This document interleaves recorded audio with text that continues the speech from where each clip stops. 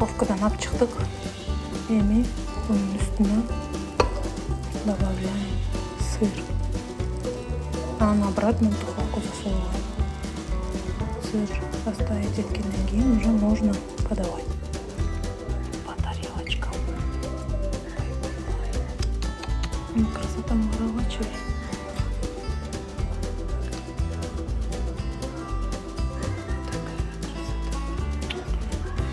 Ой, ким жасады bunu? Ким жасады? Айлан, мынча таланттуу кыз.